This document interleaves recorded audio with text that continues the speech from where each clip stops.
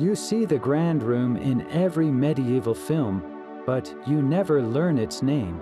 It sits above the noisy hall, bathed in light from enormous windows, a world apart from the chaos below. This was the solar room, the secret heart of the medieval home. It was far more than just a fancy bedroom. It was a command center, a sanctuary, and a powerful symbol all in one. By the end of this journey, you will understand how a single room can unlock the entire mindset of a vanished society. We are going to discover why this sunlit chamber was essential for everything from wielding power and keeping secrets to simply staying healthy. We will see how it shaped gender roles, housed clandestine meetings, and even influenced the medicine of its time. What does the architecture of your own home say about the world you live in today? To understand its power, we must first see it clearly. A solar room was the private, elevated chamber in a medieval house, almost always built directly above the noisy, public space of the Great Hall. Think of it as the ultimate upstairs retreat, while the hall below was a world of stomping boots, barking dogs, and communal feasting. The solar was a realm apart. It was defined by light and seclusion. Its most striking feature was the windows, often large by medieval standards and strategically placed to face south, capturing the maximum amount of sunlight throughout the day. This wasn't just practical, it was intentional, a deliberate harnessing of the sun's warmth and illumination in a time before central heating. The room itself was often richly decorated with tapestries on the walls to hold in heat, perhaps a carved wooden bed, and chests for precious belongings. The very name gives it away, solar, from the Latin solarium, a place of sun, but here lies our first real mystery.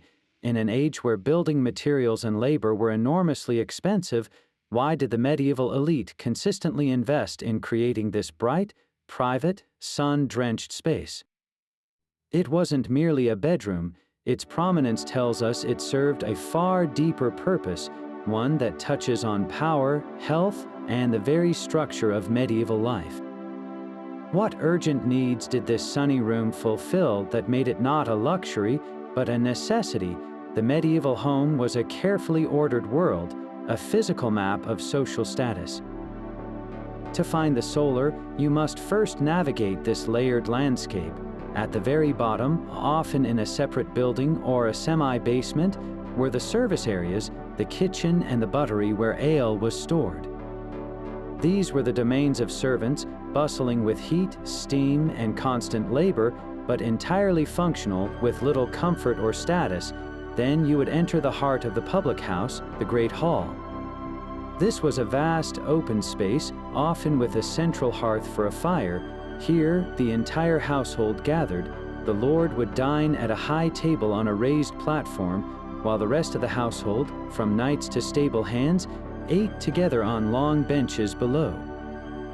It was a place of feasting, of receiving guests and petitioners, of music and ceremony, but it was also loud, smoky, and offered no privacy whatsoever.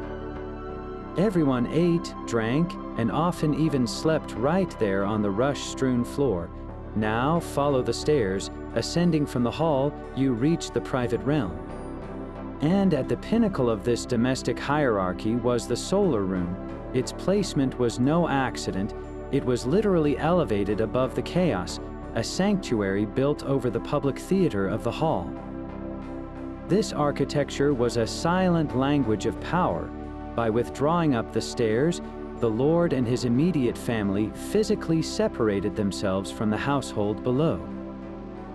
The solar was their retreat, a world of relative quiet and comfort, inaccessible to most. The very structure of the house enforced the social order, stone and timber teaching a daily lesson that some spaces and some people existed on a higher, more privileged plane. Privacy, as we understand it, was almost non-existent in the medieval household. Your entire life unfolded in front of an audience, from the moment you woke to the moment you sought rest on a crowded hall floor. Every conversation, every meal, every minor dispute happened within earshot of dozens of people. In that constant hum of communal living, the solar room was a revolutionary concept, a silent space. It was the one place where a lord could speak to his wife without a dozen servants overhearing their plans. It was where he could review sensitive accounts with his steward, discussing harvest yields or the debts of a tenant, far from prying eyes and listening ears. Imagine trying to negotiate a marriage contract for your daughter or plan a legal strategy against a rival while stable boys and kitchen maids bustled around you. Impossible, the solar made the confidential possible. It also provided something softer, but just as vital, intimate family time. Away from the performative demands of the high table, a family could simply be together. A mother might read to her children by the window's light, or a husband and wife could share a private meal. This was an extraordinary luxury, this simple ability to close a door, both physically and socially, on the world. In an age that demanded constant public display, the solar granted its owners a profound and powerful gift, the gift of being unseen. But this seclusion was never meant to hide weakness. On the contrary, the solar was a stage for performing power.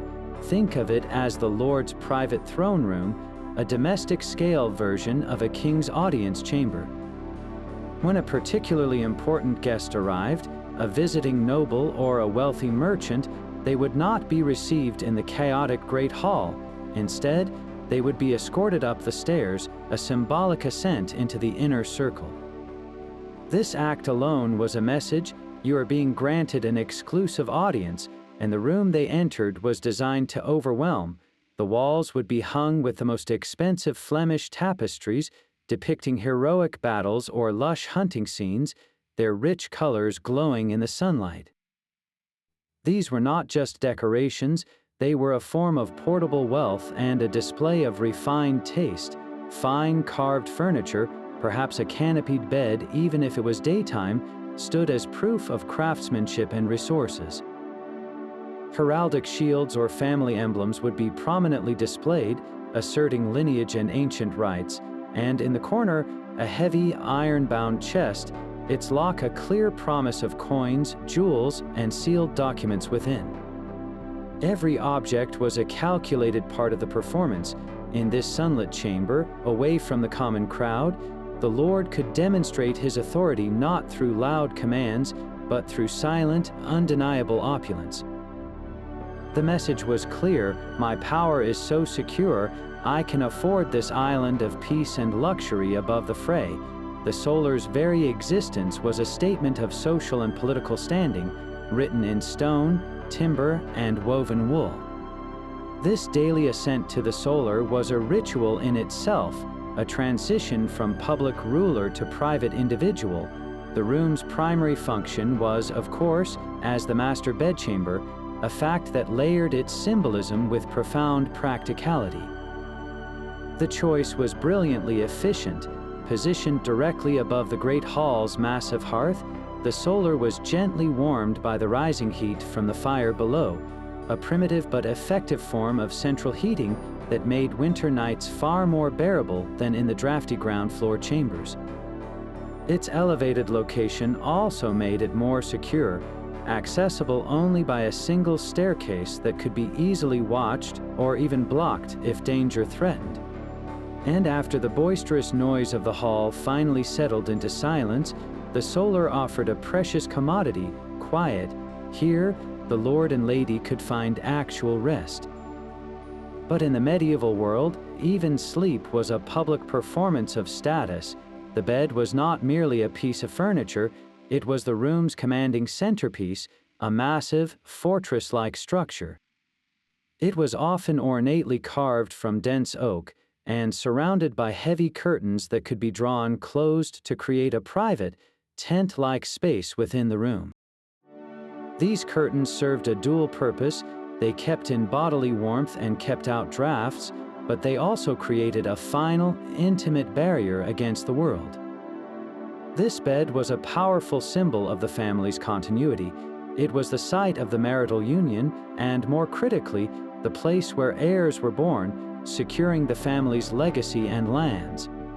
The rituals surrounding it reinforced this. Each morning, the Lord might be dressed by his trusted attendants in this very room, a ceremony that affirmed his authority as he prepared to descend and rule the household below. The solar, therefore, was not just where they slept, it was the sanctum where the most private and vital acts of dynasty and daily life were sheltered, all under the watchful, symbolic gaze of that monumental bed. Yet the solar was not only a lord's sanctuary, it was also a lady's command center. Within these sunlit walls, the medieval noblewoman exercised a distinct and vital form of power. While she presided alongside her husband in the public ceremonies of the hall below, the solar was the realm where her domestic authority went unchallenged. Here, she managed the household's most precious and private assets. Her day might begin with the heavy key to the linen chest, a responsibility as significant as any treasury. She would oversee the storage, mending, and distribution of the household's linens, from the fine tablecloths used for feasts to the bed sheets that symbolized the family's comfort and hygiene. This was not mere housekeeping, it was resource management on a grand scale, protecting a major financial investment in imported fabrics and skilled labor. The solar provided the quiet, orderly space necessary for this meticulous work. Far from the kitchen's steam and the stable's mud, this chamber also served as her private audience room. While her husband conducted political business, she would entertain visits from other noblewomen in the solar. These were not casual social calls, but strategic gatherings where alliances were nurtured, marriage prospects for children were discreetly discussed, and local news was exchanged. In this controlled, elegant environment, she cultivated the family's social capital, weaving networks of influence as deliberately as the tapestries on her walls. The room itself facilitated this. Servants could be directed here for more delicate tasks, receiving instructions for a special meal or the preparation of a guest chamber with a level of privacy impossible in the bustling hall. And in the long hours of afternoon light, the solar was a workshop for cultural refinement. The lady and her companions might engage in embroidery, creating intricate ecclesiastical vestments or heraldic banners that displayed the family's piety and status. If she was literate, she might read from a precious book of hours, a devotional text that was both a spiritual guide and a luxurious object. Every stitch and every whispered conversation in this room was an act of domestic statecraft, ensuring the household's smooth operation and elevating its reputation. The solar, therefore, granted her a sphere of recognized authority, where the management of people, goods, and social bonds directly underpinned the Lord's more martial or political power. How different does this sunlit room appear when we see it not just as a retreat, but as the administrative heart of a complex domestic enterprise. But the solar's value was not just symbolic or social, it was also profoundly medical. In the medieval mind, health was a delicate balance, a theory inherited from the ancient Greek physician Galen. The body was governed by 4 fluids called humors: blood, phlegm, black bile, and yellow bile. Illness was believed to be an imbalance of these humors, and the environment played a direct role in restoring or disrupting that balance. Damp, dark, and cold places were seen as breeding grounds for disease, encouraging an excess of phlegm and black bile, which led to lethargy, melancholy, and sickness. Sunlight, warmth, and fresh air, by contrast, were considered vital medicines. They were thought to heat and dry the body, counteracting those dangerous cold, damp humors and promoting vitality. This medical belief directly shaped architecture. The solar, with its strategic south-facing windows, was engineered to be a reservoir of health.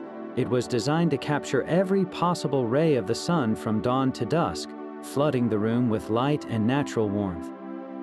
In a stone-built manor that could be bitterly cold and perpetually damp, This sunlit chamber would have been the driest, warmest, and brightest space in the entire building. It was quite literally the healthiest room in the house. This made it the natural infirmary.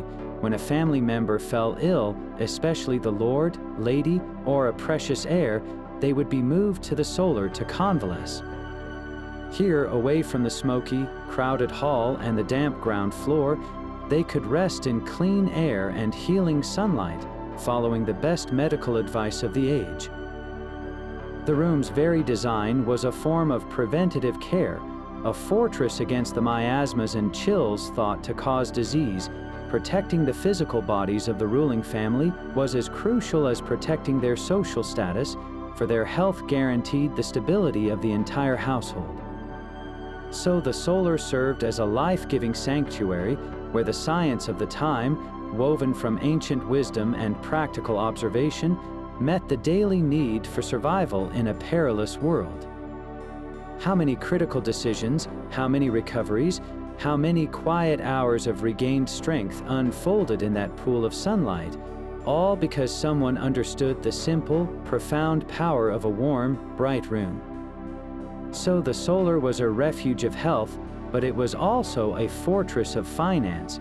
Behind those thick tapestries and under the warm sunlight, the medieval lord conducted the critical business of his entire world. Think of this room as the original home office, the nerve center where an estate's survival was calculated and secured. While the great hall below handled the public spectacle of power, the solar managed its private, practical machinery. This is where the lord would meet with his most trusted officer, the steward. Their conversations were not for public ears. They would huddle over heavy wooden account books, their pages filled with meticulous entries written in iron gall ink. Every bushel of wheat harvested from the Demesne fields, every pence of rent collected from tenants, every barrel of herring purchased for Lent, all of it was tallied here. Privacy was paramount because these numbers told the true story of the Lord's strength, a story he could not afford to have whispered in the hall. A poor harvest or a tenant's default could spell disaster, and such vulnerabilities had to be concealed. The room's furnishings supported this vital work. A sturdy writing desk, perhaps positioned near the best light from a window, would hold the tools of administration. Here, the lord or a hired scribe would draft letters to neighboring lords, compose legal petitions to the king's court, or write instructions for a bailiff managing a distant farm. The most important object on that desk was often a small but weighty symbol of authority, the personal seal. Made of bronze or silver, it was engraved with the lord's unique heraldic device. After folding a parchment letter, he would drip hot wax onto the seam and press this seal into it, leaving an impression in the cooling wax. This act transformed a simple piece of writing into a legally binding document, an extension of his own voice and will across miles and months. A sealed letter could demand payment, confirm a treaty, or grant a favor. Every document that left this room carried the invisible imprint of the solar's quiet power. So beyond the bed and the tapestries, this was a room of ledgers and wax, of strategy and survival.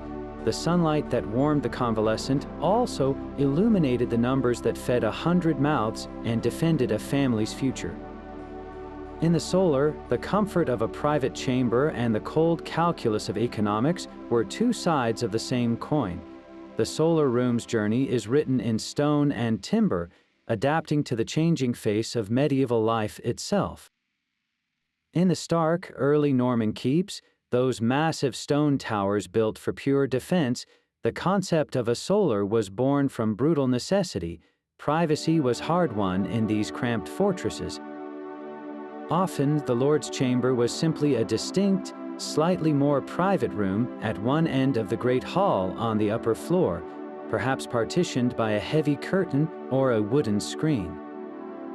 In some larger keeps, you might find a separate stone block adjoining the main tower, a dedicated solar building linked by a bridge at the upper level. These were functional, fortified spaces, their small windows designed more for defense than for sunlight, but as England grew more settled after the Norman conquest, the constant threat of siege began to fade. The architecture of power slowly shifted from pure defense to a blend of security and comfort. The solar evolved with it. By the 1300s and 1400s, the focus moved from impregnable castles to more manageable manor houses, often built in prosperous countryside villages. Here, construction favored timber framing over sheer stone. In these elegant wooden structures, the solar truly came into its own as a dedicated, celebrated space. It was typically built on the first floor, directly over the service rooms or a storage area, with the Great Hall occupying the other half of the building. A key architectural innovation that announced its importance was the jetty. This is where the upper floor, containing the solar, projects out over the lower floor. From the outside, this created an imposing overhang, a visual statement of the room's elevated status, but inside, the jetty had a magical effect. It allowed the solar's floor to extend further out, creating more space without needing a larger foundation. This extra space was often used for a built-in window seat, a perfect sunny nook bathed in light, and that light was now a priority. Oriel windows became a hallmark of the later solar. These were projecting windows that jutted out from the wall, supported by ornate brackets or corbels. They were not just for show. An oriel window captured light from three sides, flooding the interior with sunshine and offering panoramic views of the manor's gardens or fields, turning the room into a literal lantern. Access to this refined chamber was also carefully designed. The noisy, public staircase from the hall was often avoided. Instead, a private spiral staircase, tucked discreetly into a corner of the building, provided direct access. This staircase was a physical manifestation of seclusion, allowing the family to come and go without passing through the household's bustle. Even the ceiling above them spoke of status. Elaborate roof trusses, the strong wooden skeletons of the roof, were often left exposed in the solar, carved with decorative patterns or painted in rich colors. This turned the very structure of the house into an artwork, a canopy of timber that celebrated the craft and wealth that built it.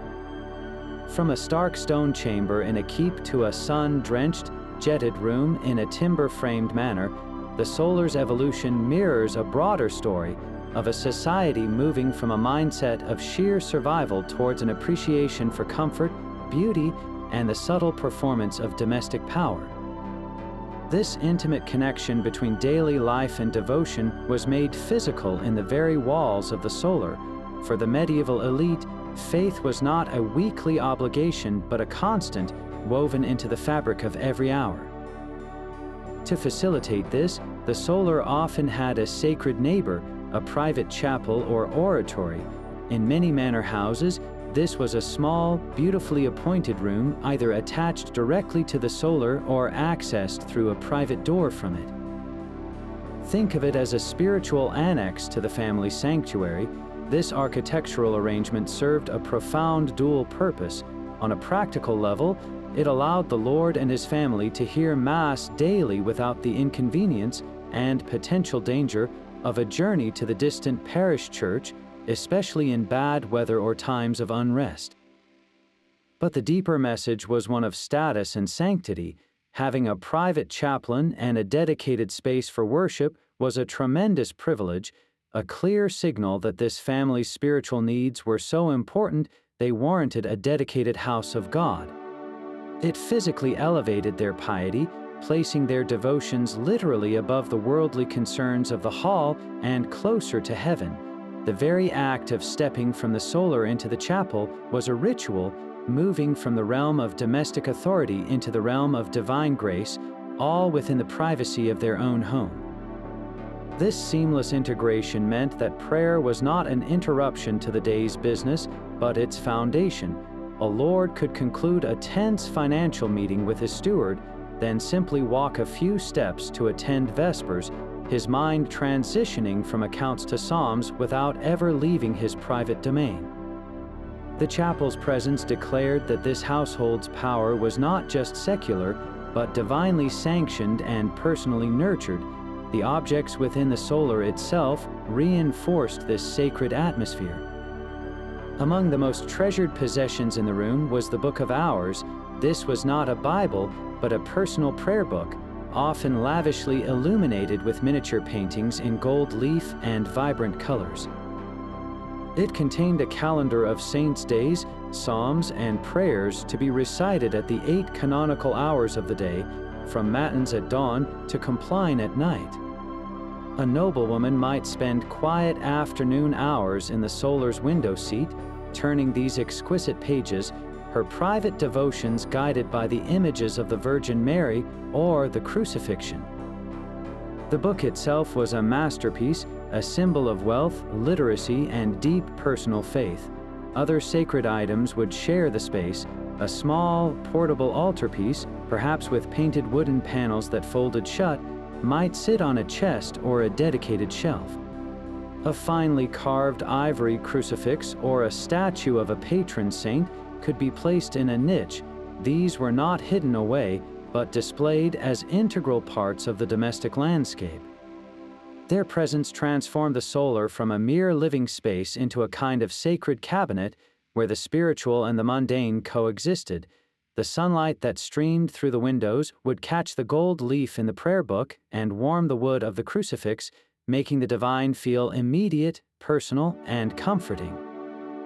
In this way, the solar served as the family's private monastery, a cell where the soul was tended with the same careful attention given to the estate's accounts or the household's linens. The room's ultimate purpose, therefore, was to shelter everything that was most vital, the body in its bed, the mind in its ledgers, and the spirit in its prayers, all under one secure and sunlit roof.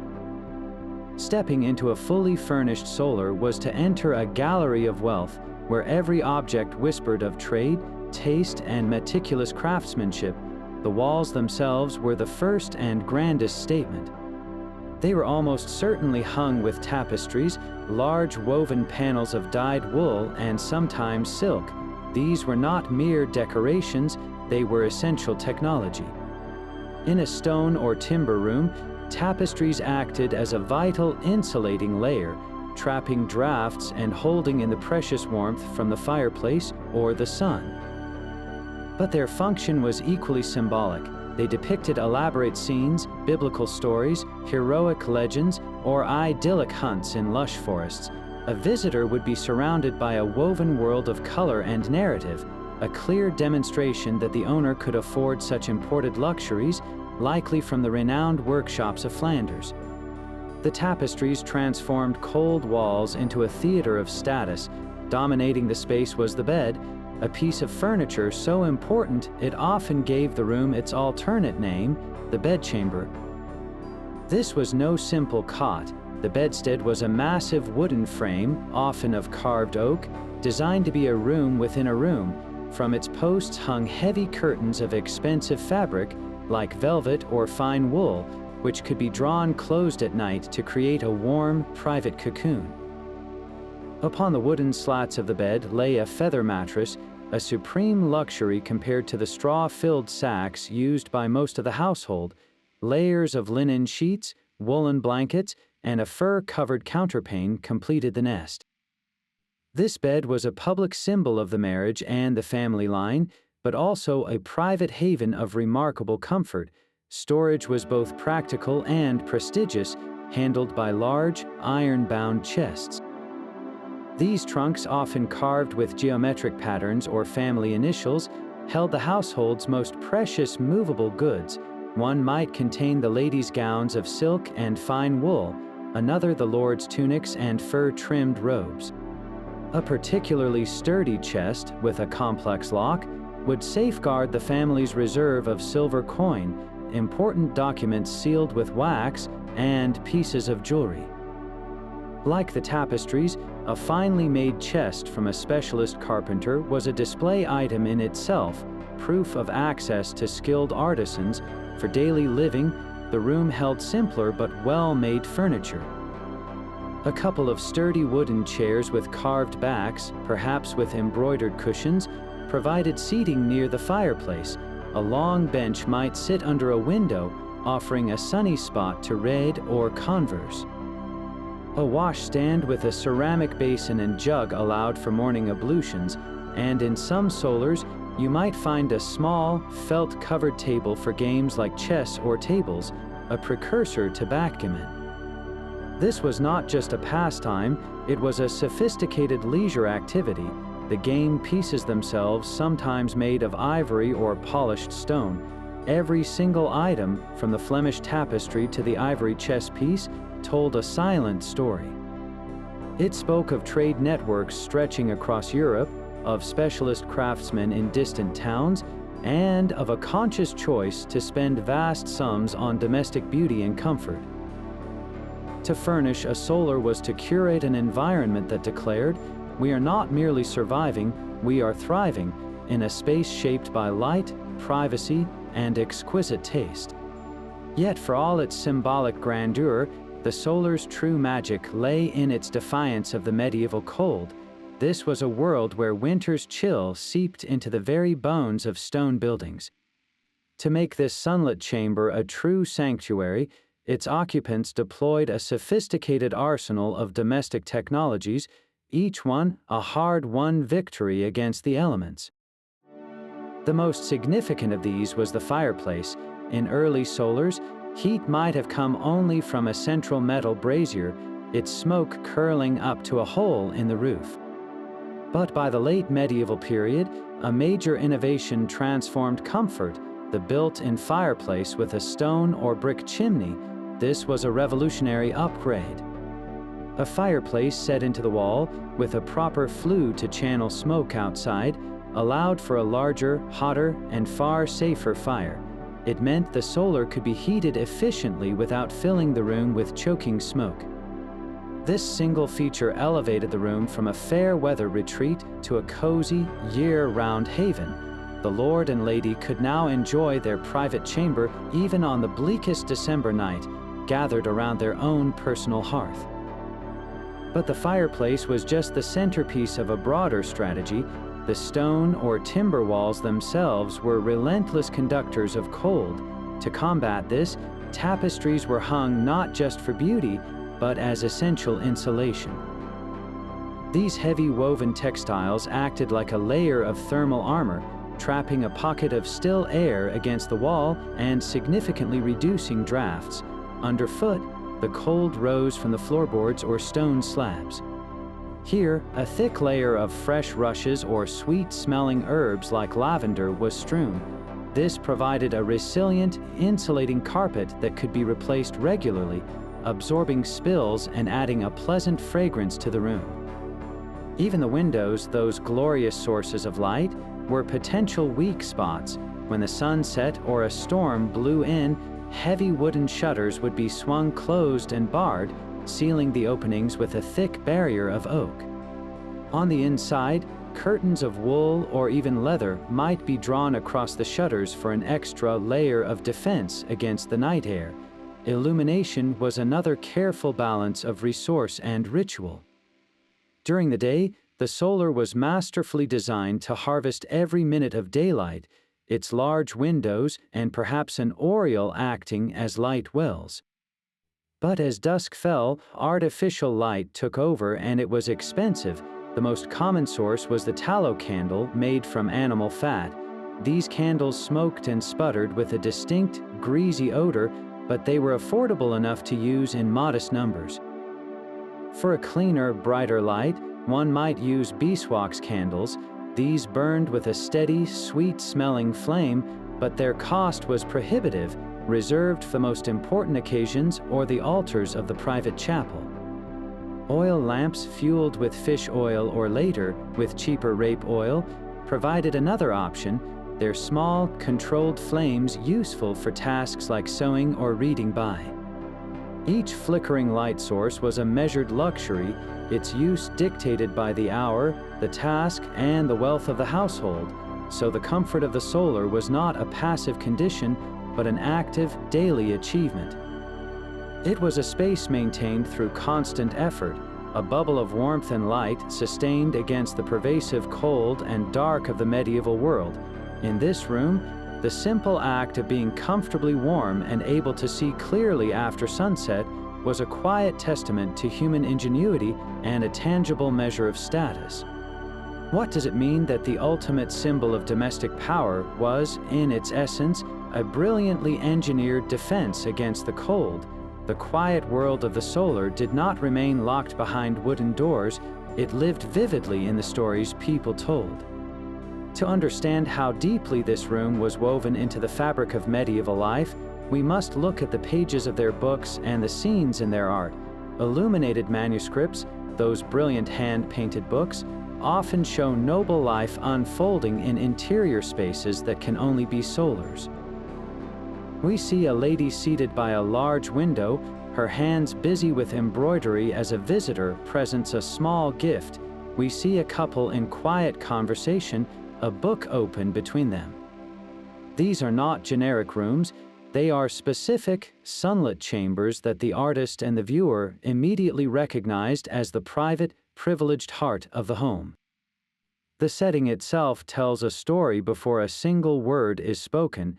It signals intimacy, confidentiality, and a social standing that permits such seclusion.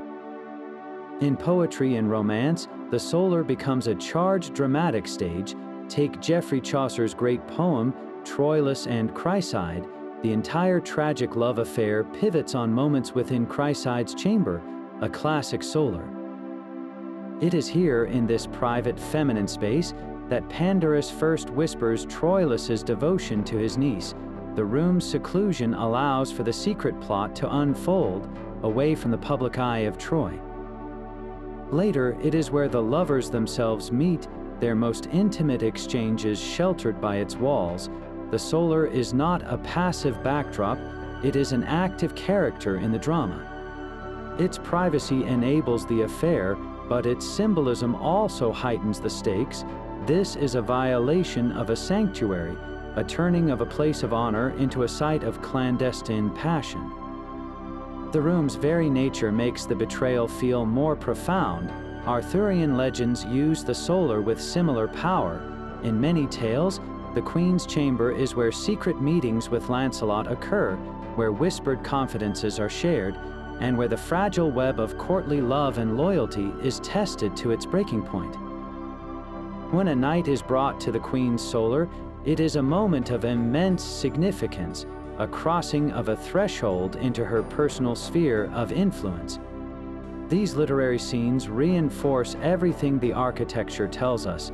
The solar was the understood setting for pivotal, personal moments, for the forging of alliances, the sharing of secrets, and the unraveling of fates. Its depiction in story was a cultural shorthand, instantly telling the audience that what was about to happen was private, consequential, and reserved for the elite.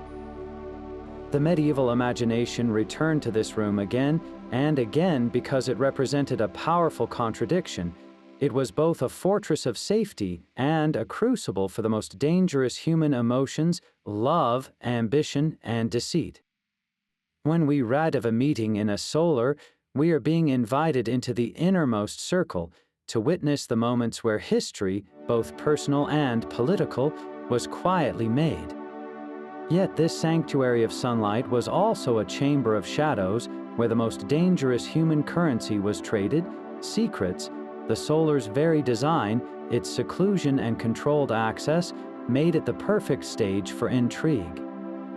Within those tapestry-muffled walls, conversations did not echo, and plans could be hatched far from the gossip of the hall. Historical records are often silent on such clandestine moments. By their nature, they were meant to be unrecorded. But the architecture itself invites speculation, and the literature of the time fills the silence with thrilling possibility. We can easily envision a lord, his face illuminated by the flickering firelight, leaning close to a trusted retainer. Their voices are hushed, They are not discussing harvest yields, but a plot to undermine a rival baron at the upcoming parliament, or a scheme to divert a lucrative trade route through their lands. The heavy chest in the corner might not hold just silver, but a forged land charter or a letter of blackmail, documents too explosive to be kept anywhere less secure. The solar provided the essential conditions for conspiracy, absolute privacy, and the illusion of normalcy. Anyone seeing a trusted knight being escorted upstairs would assume it was for a routine council, not the planning of a betrayal. This room was where loyalty was tested and treason was born, where a whispered sentence could alter the fate of a region, but the secrets were not always political. The solar was equally the setting for romantic liaisons that defied social convention. In the romances people read aloud for entertainment, the noble lady's chamber is where forbidden love flourishes. A knight might be smuggled up the private stair not to discuss war, but to pledge his heart. The room's association with the marriage bed and family legitimacy made such secret rendezvous all the more transgressive and dramatically potent. The audience listening to such a tale would understand the immense risk and the profound intimacy implied by that setting. Even the household's own mysteries might be concealed here. Perhaps a daughter's unwanted pregnancy was discreetly managed within the solar, with only the lady, her most loyal maid, and the local midwife sworn to silence. Or a son's disgrace at court was hidden from the household until a strategy for restoration could be devised. The solar served as a secure vault for human secrets as much as for silver coins, protecting the family's honor by containing its scandals. This dual nature is what makes the room so fascinating. It was both a beacon of health and light, and a shadowy cabinet for the darker arts of power and passion. In a world where every public word was performative, the solar guaranteed a space where the unperformable could be spoken. What historic betrayals, what life-altering promises, what desperate pleas were absorbed by the wool of those tapestries, forever lost to time, but forever implied by the room's profound and purposeful silence. The solar's story of power and privacy was not confined to the countryside manors of knights and lords. In the bustling, crowded heart of medieval towns, a new kind of elite was rising, and they too craved the light and status of a solar room. Wealthy merchants, successful guild masters, and prosperous lawyers looked at the timber-framed houses of the nobility and saw a blueprint for their own social ascent. For them, acquiring a solar was not about ancient lineage, it was about hard-won achievement, a tangible declaration that they had arrived. In towns like York, London, or Norwich, space was at a premium. Plots of land were narrow and deep, squeezing houses tightly together along muddy, noisy streets. In this urban environment, the very concept of a private retreat was a radical luxury. A typical merchant's house was a vertical enterprise. The ground floor was for business, a shop opening onto the street, or a warehouse for valuable goods like wool or wine. The family lived above the trade, both literally and socially, and at the top of this domestic ladder, often on the first floor over the shop, was their prized solar. This room represented a deliberate separation from the commercial chaos below. After the shutters were closed on the shop front, the merchant could climb the stairs and leave the world of haggling and ledgers behind, entering a domestic sphere that mirrored the gentry he aspired to join. His solar might be smaller than a baron's, but its function was identical, a sunlit sanctuary for family, confidential conversation, and the display of new wealth. Having this room said, I am not just a man of commerce, I am a man of substance with a private life worthy of respect. The architecture of these urban solars shouted this ambition for all to see, most famously through the dramatic use of the jetty. You can still see this today in preserved medieval streets. The jetty is that striking overhang where the upper floor of a house projects out over the street below. In a merchant's house, the jetted floor was almost always the one containing the solar. This was a brilliant piece of urban showmanship. Structurally, it created more floor space in the precious private chamber without requiring a larger, more expensive footprint on the crowded ground. But its real power was symbolic. Walking down a medieval street, you would literally be walking under the shadow of your wealthier neighbor's private life. The jetty physically imposed the solar's presence on the public realm, a constant, looming reminder of the social hierarchy right above everyone's heads. For the family inside, the jetty allowed for those iconic oriel windows, projecting out to capture light and air over the busy street, offering a panoramic view of their commercial domain from a position of elevated comfort. This trickle-down of architectural prestige tells a vibrant story of social mobility. The solar, once a marker of feudal power, became a coveted trophy for the self-made man. A guildmaster who had risen through skill and trade could now host dinners in a fine chamber that mirrored a lord's, discussing city politics under the same kind of carved roof beams. His wife could entertain other merchants' wives in a room hung with tapestries, performing the same rituals of domestic authority as a lady in a manor. The very materials signaled this shift. Where a noble solar might have stone mullions in its windows, a merchant's might have finely crafted timber. The furnishings might be newer, perhaps a fashionable imported chest from Flanders instead of an ancient hereditary one, but the statement was the same: this is a place of refinement and seclusion. In the dense, noisy, and odorous medieval town, where most people lived in single-room dwellings with little light or privacy, the act of climbing stairs to a quiet, sun-warmed room was an experience of profound privilege. It was a daily ritual that reinforced a new social truth, that wealth, however it was earned, could now purchase the same symbols of status that were once the exclusive birthright of the landed class. The solar had become democratized, not in terms of cost, but in aspiration, proving that the human desire for a quiet place in the sun transcends the boundaries of rank. But no architectural feature, no matter how brilliant, lasts forever. The solar's reign as the ultimate private chamber was destined to fade, not from failure, but from a profound shift in how people chose to live. The decline of the solar is inextricably linked to the collapse of the very world that created it, the communal medieval household.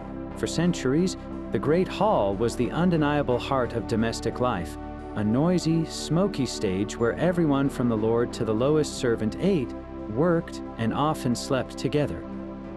The solar existed as the necessary escape from that relentless public performance, but as the late medieval period gave way to the early modern era, that communal ideal began to fracture. Wealthy families no longer wished to live on top of their entire retinue. The desire for privacy deepened and became more specialized. Why retreat to just one multi-purpose room when you could have several? The first sign of change was the slow abandonment of the Great Hall as a dormitory and daily dining space for servants. As households became more staff-focused and less feudal, servants were moved to separate quarters, often in attic spaces or dedicated wings. The hall itself shrank, becoming a grand but occasionally used space for ceremonies rather than the daily engine of life. With the hall's constant crowd gone, the urgent need for a single, fortified sanctuary above it evaporated. The solar's all-in-one function began to seem outdated, even primitive. Families now wanted a suite of rooms, each with a dedicated purpose. The solar, in response, began to divide. Its spacious floor plan was often partitioned by new walls. One section might become a proper, private dining room called a parlor or withdrawing room, where the family could eat away from even the sight of their remaining household. Another section might be fashioned into a dedicated library for a growing collection of books, a room for study and quiet reflection that the old solar could only hint at. The bed, once the proud centerpiece, was moved into a truly separate bedchamber, emphasizing sleep as a purely private function, not a semi-public display of status. This process of subdivision scattered the solar's unified powers. Light, privacy, and authority were no longer concentrated in one sunlit chamber, but distributed down a hallway. The final blow to the solar's classic form came with a new architectural philosophy, the symmetrical, corridor-based house plan of the Renaissance. Medieval buildings grew organically, adding rooms like the solar where they fit, often creating asymmetrical, charmingly irregular shapes. The Renaissance ideal, inspired by classical Rome, valued balance, order, and clear separation. The new model home was designed from the ground up as a coherent whole, with a central axis and rooms arranged along internal corridors. This layout killed the old solar's defining relationship. There was no longer a need to place the private suite directly above the hall because the hall was no longer the domestic center.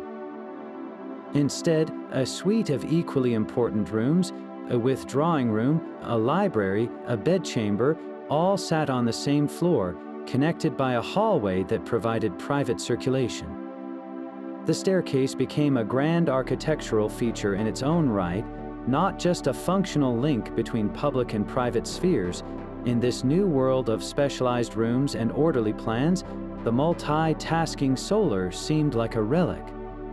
Its genius was in solving the problems of a communal age, and when that age passed, the room itself was quietly dismantled, its essence living on in the very privacy and comfort it had helped to pioneer.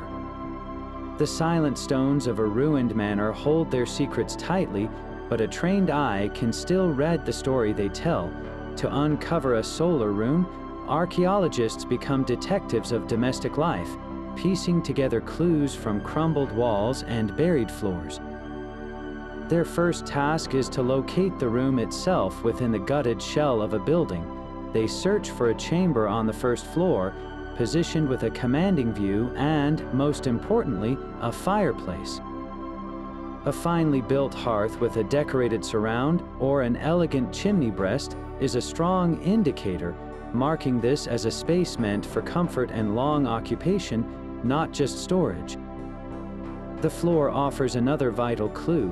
While the ground-level service rooms might have simple packed earth or rough stone, the solar often had a finer surface, perhaps glazed ceramic tiles arranged in geometric patterns, or a smooth layer of plaster that could be painted or covered with mats. This distinction in flooring is a clear message about status, separating the refined world above from the utilitarian one below. Perhaps the most telling architectural ghost is the window.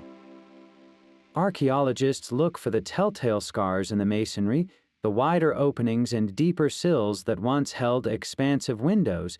At a place like Stokesay Castle in Shropshire, the solar in the North Tower still boasts its original 13th century timber-framed windows, huge for their time, overlooking the Shropshire Hills. Their survival is rare, but even when the glass and wood are gone, the stone framework speaks volumes. The arrangement often shows a deliberate southern orientation designed to funnel in light. Access is the final piece of the puzzle. A narrow, often spiral staircase tucked away in a corner rather than a grand central one points to private use. It suggests a route meant for the family, not the household, allowing them to come and go unseen from the hall, but the true confirmation comes from what is left behind in the soil. The layers of earth and rubble inside the solar's footprint are like a time capsule of its daily life. The discovery of even small fragments of window glass is significant. In an age where glass was expensive and often reserved for churches and the wealthiest homes, its presence here confirms the room's luxury. More intimate finds paint a vivid picture. A lost silver dress pin or a broken bead from a necklace swept into a corner and forgotten whispers of the lady and her attire. A carved stone gaming piece, perhaps from a set of chess or tables, tells of leisure hours spent in that sunlit space. At a merchant's house in medieval Southampton, excavations might reveal imported pottery, like fine Spanish lustreware, amidst the solar's debris, evidence of the trade wealth that financed such comfort. Even the remains of food, like fish bones or fruit seeds found in a hearth, can hint at private meals enjoyed away from the hall's communal fare. Each of these small, silent objects collaborates with the architecture. Together, they testify to a space that was not just another room, but a curated environment of warmth, light, privacy, and refined activity. The stones show us where the solar was, but the lost pins and game pieces show us how it was lived in, transforming a bare ruin back into a home. These sunlit chambers are often shrouded in modern myth, their true purpose blurred by romantic fiction and well-meaning guesses. Let's clear the air and separate the enduring reality of the solar from its persistent misconceptions. A common error is to label any upper room in a medieval building as a solar. In truth, many first-floor spaces were purely functional. Above a kitchen, you might find a simple loft for drying herbs or storing grain. Over the stables, rooms would house grooms or stable hands. These were spaces of labor and utility, lacking the defining features of a true solar, the large windows, the fine fireplace, the clear evidence of comfortable, long-term habitation.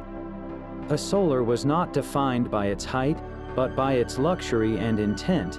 Another persistent myth reduces the solar to a mere bedroom, while sleep happened there that was just one thread in a much richer tapestry. As we've seen, it was an office, a council chamber, a library, a convalescent ward, and a private sitting room all in one. To call it just a bedroom is like calling a king's throne room just a chair. Its genius was in its multiplicity. This leads to a third misconception, the idea that every solar was a grand, tapestry-filled hall. For every baron's lavish chamber, there were a dozen more modest versions. A prosperous village reeve or a minor country knight might have a solar, but it would be a simpler affair. The windows might be smaller, the fireplace plainer, the furnishings sturdy oak rather than carved walnut. Yet it would still serve the same core functions, offering a private retreat above the bustle, a place for accounts and family, a claim to a certain standing. Its grandeur was relative, but its purpose was absolute. Perhaps the most romanticized falsehood is the image of the solar as a constant scene of intimate feasting and courtly merriment. While private meals certainly occurred, and music might drift up from the hall below, the solar's daily rhythm was far more sober. This was where the hard work of lordship happened, the long hours spent with stewards over account rolls, the tense conversations about border disputes or tenant grievances. It was a place of quiet prayer, meticulous embroidery, and careful convalescence, not perpetual revelry. The solar was designed for concentration, not celebration, for safeguarding the family's future, not for nightly parties.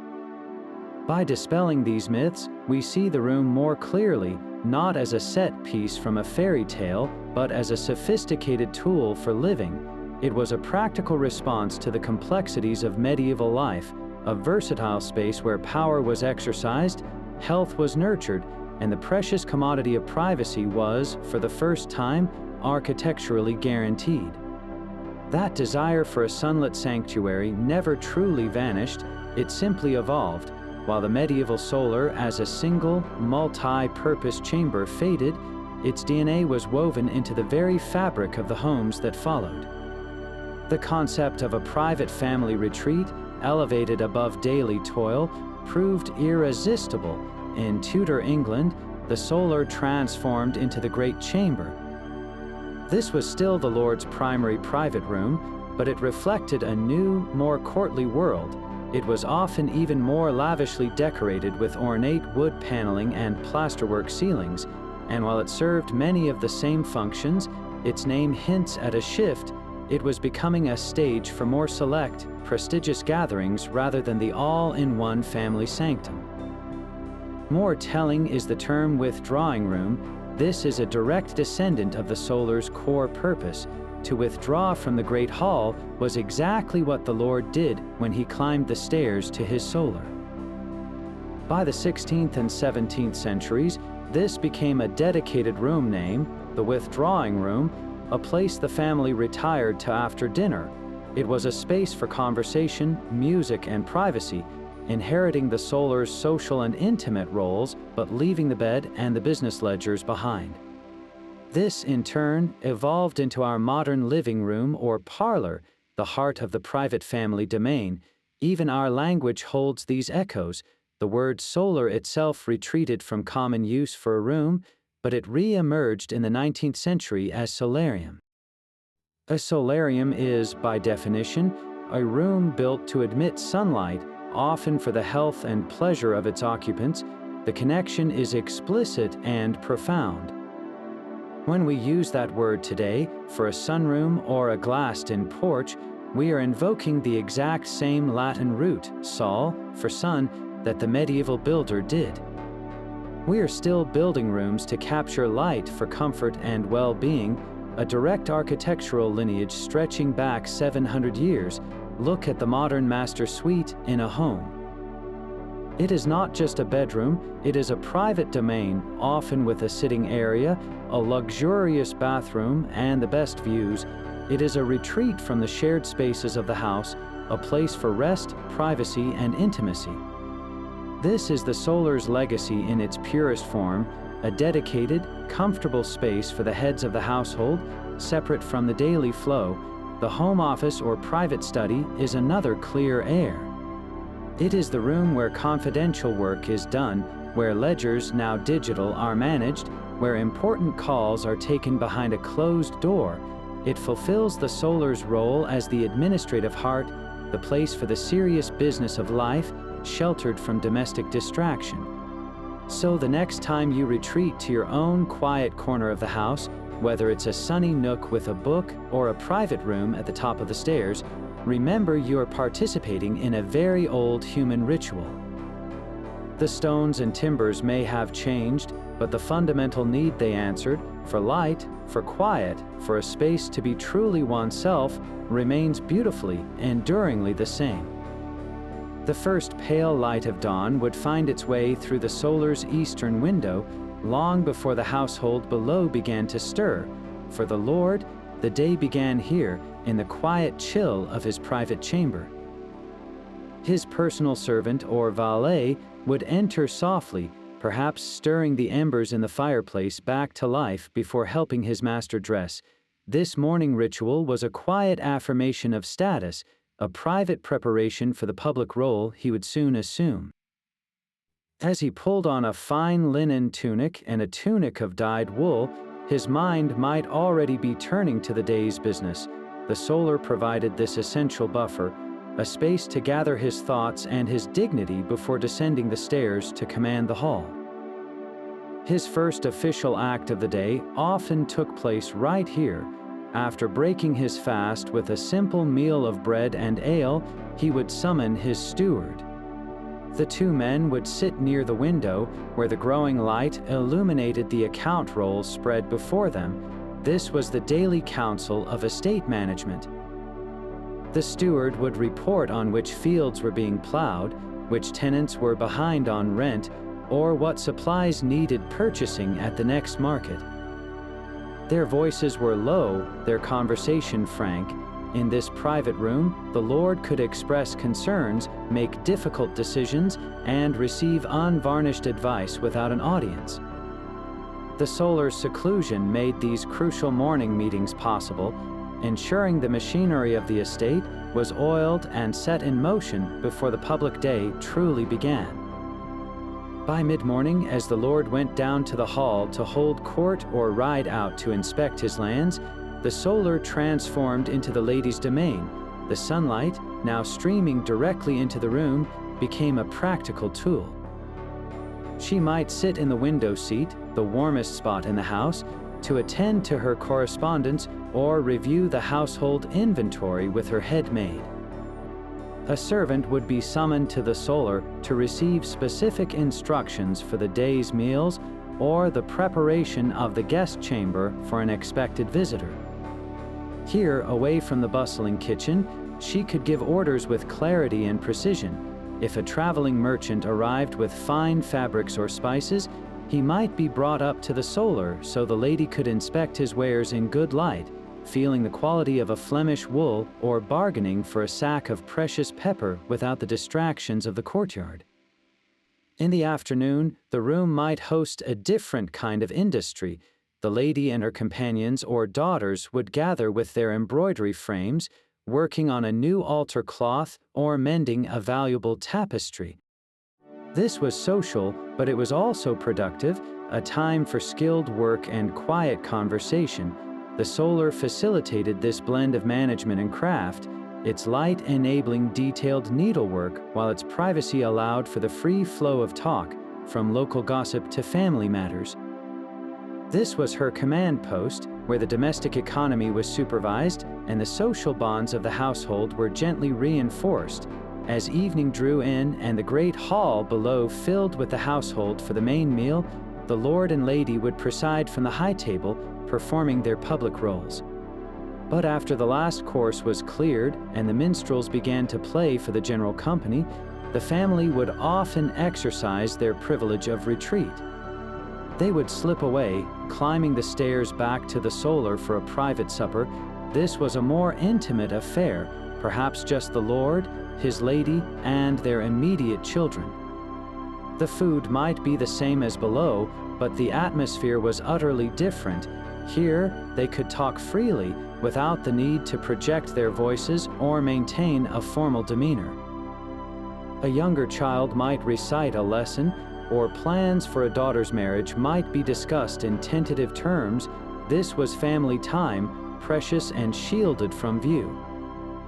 The fire would be built up, casting dancing shadows on the tapestries, and the room, which had served as an office and a workshop hours before, now became a cozy dining chamber. This ability to withdraw from the communal feast was the ultimate luxury, a daily reminder of their separateness and the comfort their status afforded. Finally, as the sounds from the hall dwindled into the snores of servants sleeping on benches, the solar fulfilled its most fundamental purpose.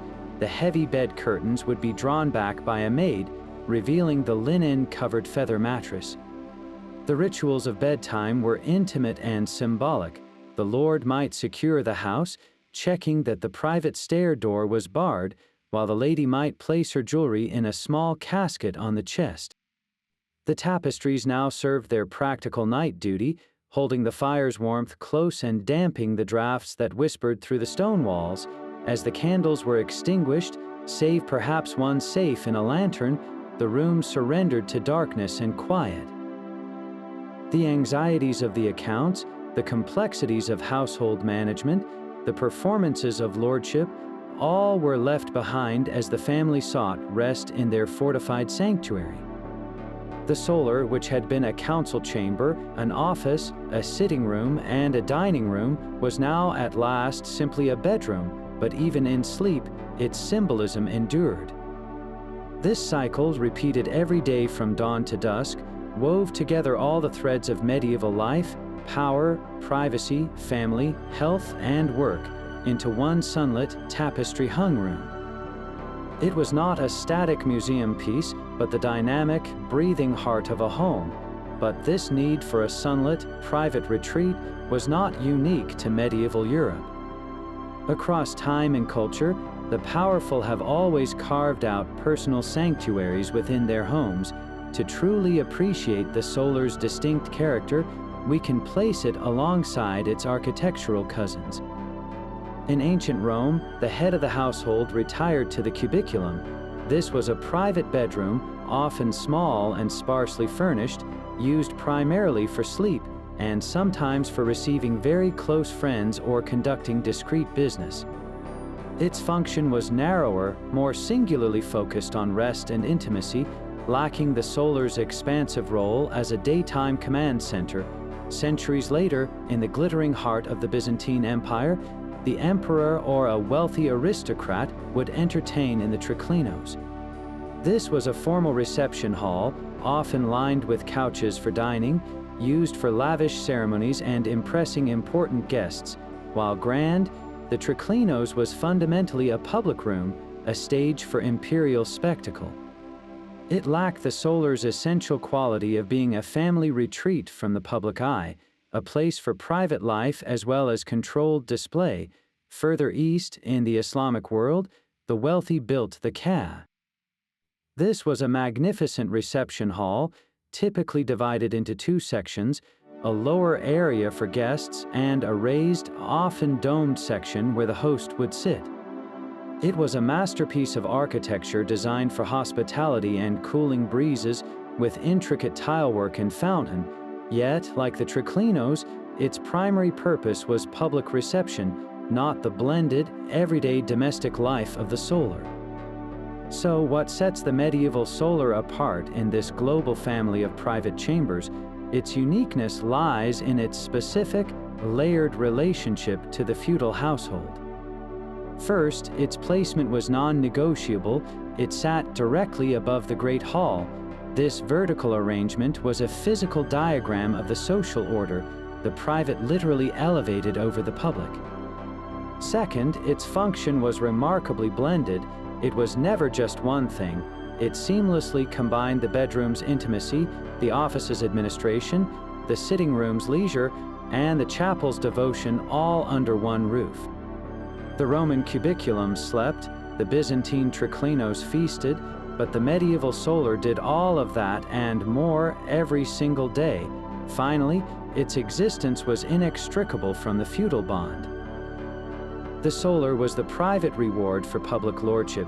Its comfort and seclusion were financed by the lands worked by tenants and defended by knights who ate in the hall below.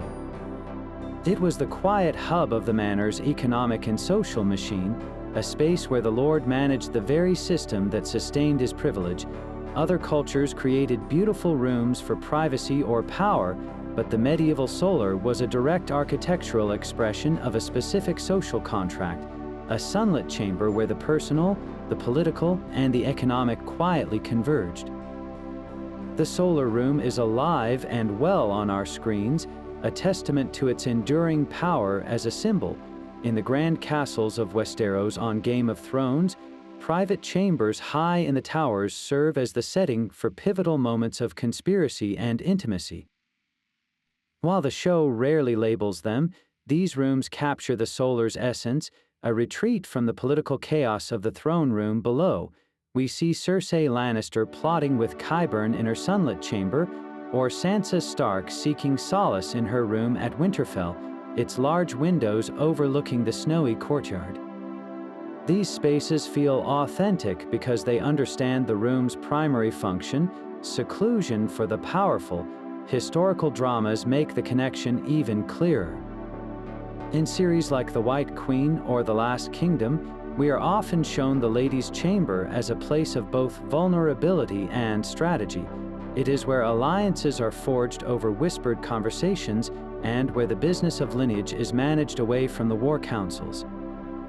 The room is typically depicted with accuracy, hung with tapestries and centered around a large bed, but the focus is usually on its role as a bedchamber and secret meeting place. This is partly correct, yet it often misses the solar's daytime vitality. We seldom see a lord bent over account books at a desk by the window, or a lady overseeing the distribution of linens to servants in that same space. The multi-purpose heart of the medieval home is frequently narrowed down to a backdrop for sleep and intrigue, which, while dramatic, tells only part of the story. For a more immersive, interactive experience, we can turn to video games.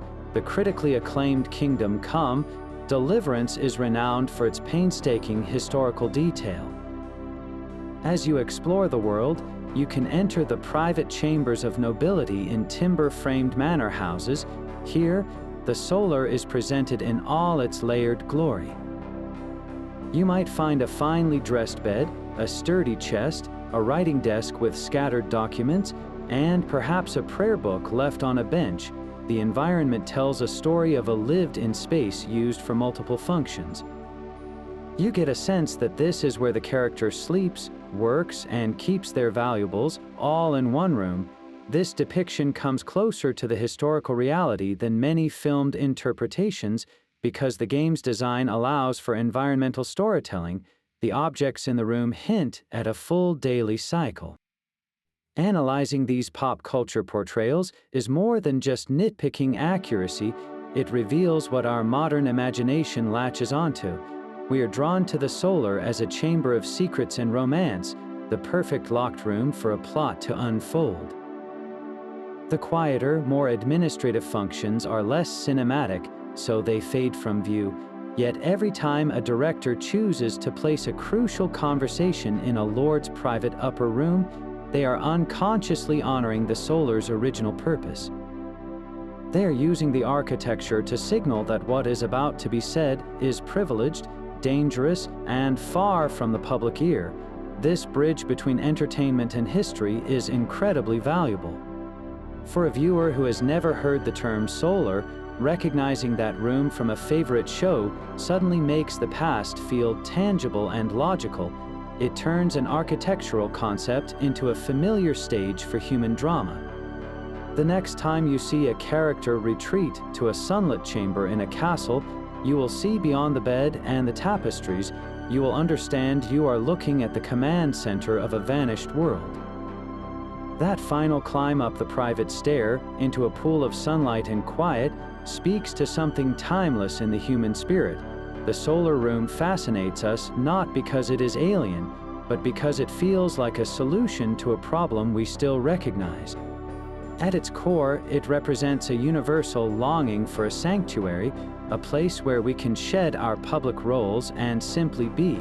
In an era of communal living, the solar was a radical assertion of self, a declaration that even a lord needed a corner of the world that was entirely his own. We understand that instinct immediately. Today, we might not have a great hall full of retainers, but we navigate open-plan offices, bustling family kitchens, and the constant digital noise of social media. The desire to withdraw, to find a quiet corner for thought or undisturbed conversation, is more relevant than ever. The solar offers a historical blueprint for that retreat, proving that the need for a buffer between the public and the private is not a modern luxury, but a deep-seated human requirement.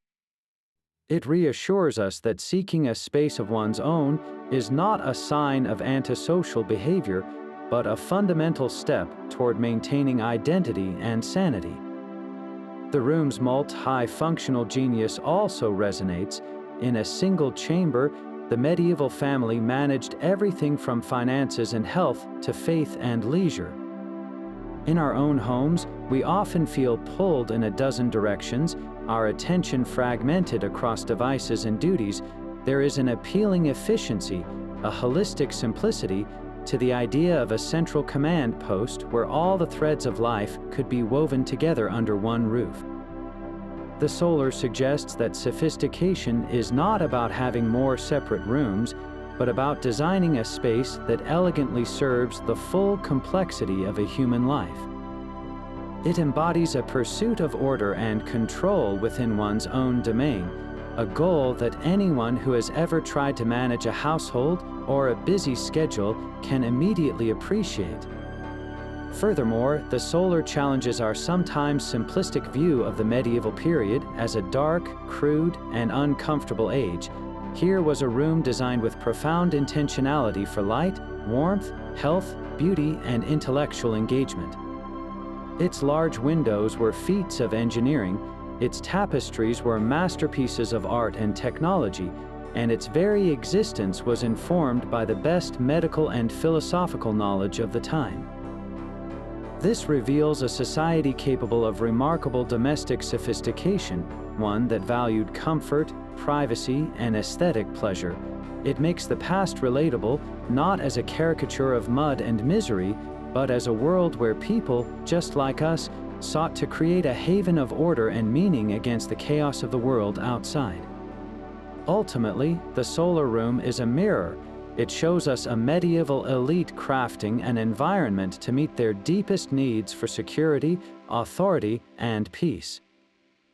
When we look into that mirror, we see our own domestic aspirations reflected back. The furniture has changed, but the architecture of desire remains strikingly familiar. What kind of sanctuary are we building for ourselves today, and what will it tell future generations about what we valued most?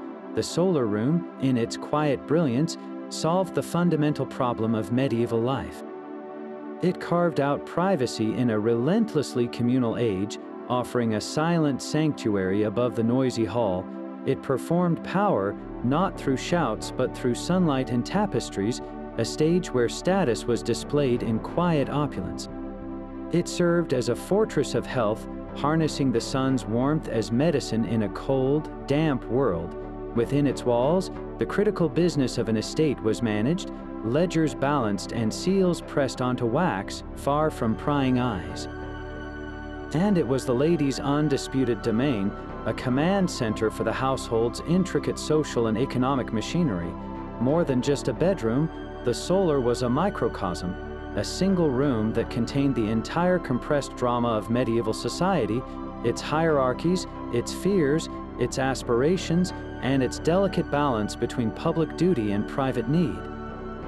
Our own homes are no different. The way we arrange our spaces, what we prioritize, and where we retreat tells a story about who we are and what we value. The next time you walk through a historic manor or even look at the layout of your own house, look for the solar's legacy, look for that quiet corner of light and seclusion, the room meant for both rest and rule. See if you can find the modern echo of that medieval need for a sanctuary. What does the architecture of your life say about you? Share your thoughts and discoveries in the comments.